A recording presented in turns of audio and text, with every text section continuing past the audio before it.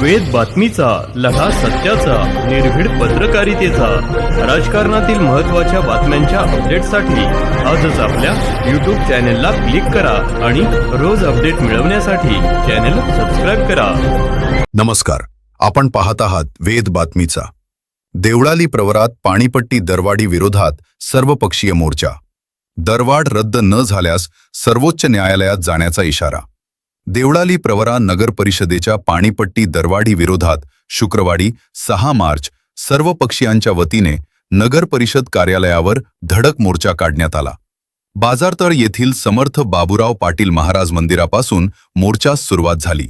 वाढीव पाणीपट्टी रद्द करा, दरवाढ कमी करा अशा घोषणांनी परिसर दणाणला. वाढीव दरामुळे नागरिकांवर आर्थिक ताण येत असल्याचे आंदोलकांनी सांगितले. यावेळी सर्व पक्षीयांच्या वतीने मुख्याधिकारी ऋषिकेश पाटील यांना निवेदन देण्यात आले. पुढील सभेत हा मुद्दा मांडण्याचे त्यांनी आश्वासन दिले. दरम्यान पुढील सभेत दरवाढ रद्द न झाल्यास सर्वोच्च न्यायालयात जाण्याचा इशारा सर्वपक्षीय नेत्यांनी दिला. यावेळी RPI जिल्हाध्यक्ष सुरेंद्र थोरात, डॉक्टर तनपुरे कारखान्याचे संचालक कृष्णा मुसमाडे, आप्पासाहेब धूस, शिवसेना नेते प्रशांत मुसमाडे, दत्ता कडू, वंचितचे नगरसेवक संतोष चोडके, नगरसेवक दासू पठारे, नगरसेविका सुनीता थोरात, पल्लवी ढूस, शरद वारुंज, शांती चौक मित्र मंडळाचे अध्यक्ष दीपक त्रिभुवन, प्रशांत काळे, अनिल चव्हाण, प्रकाश सोनी, किशोर कोबरने, बाळासाहेब खुरुद, वैभव गिरमे, भाऊसाहेब गुंजाळ, विजय गव्हाणे, सुनील विश्वासराव, भगवान गडाख, बाळासाहेब पडागळे, बंटी लोंढे, नानासाहेब उंडे, मदिना शेख, तैनूर पठाण, वसंत कदम, राजेंद्र लांडगे, संजय मुसमाडे आदींसह विविध पक्षांचे पदाधिकारी, कार्यकर्ते व नागरिक उपस्थित होते. यावेळी पोलीस निरीक्षक संजय ठेंगे यांच्या मार्गदर्शनाखाली पोलीस उपनिरीक्षक नितीन सप्तर्षी व पोलीस कर्मचारी यांनी बंदोबस्त ठेवला. वेद बातमीचासाठी रफिक शेख, देवळाली प्रवरा. प्रामाणिकपणे इच्छा आहे की देवळाली प्रवरा नगरपालिकेच्या नगराध्यक्षांनी या वाढीव पाणीपट्टीचा विचार करून ही पाणीपट्टी कमी कशी करता येईल, अथवा जी पहिली 1800 होती त्यांनी आता 3000 केली, त्याच्याऐवजी 2021 कशी करता येईल यासाठी अध्यक्षांनी प्रयत्न करावा.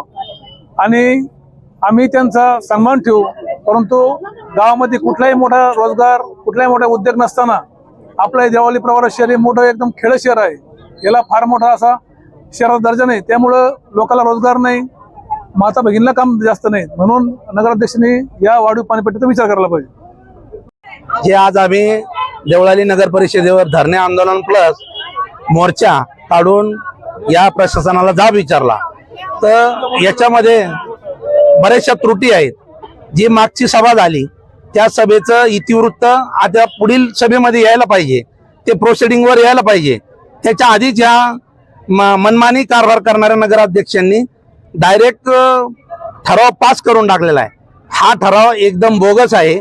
हा ठराव पुढल्या मीटिंगमध्ये इतिवृत्त वाचून दाखवून तो कायम करण्यात यायला पाहिजे, परंतु तो केलेला नाही. त्याच्यामध्ये आमच्या विरोधी नगरसेवकांचं म्हणणं घेतलेलं नाही. आम्ही त्याची कलेक्टरकडे तक्रार केलेली आहे आणि याच्या पुढे आम्ही या पाणीपट्टीच्या विरोधात लढत राहणार. त्यांनी जरी कमी नाही केली तर आम्ही त्यांना मजबूर करणार पाणीपट्टी कमी करण्याकरता, कारण हा जो ठराव झालेला हा सर्व बोगस आहे. 4000 रुपये पाणीपट्टी केलेली आहे. मी तुम्हाला पण सर्वांना हे सांगू इच्छिते की प्रशासनाने 4000चा फक्त प्रस्ताव मांडलेला आहे, त्याचा इथं पुरावा आहे.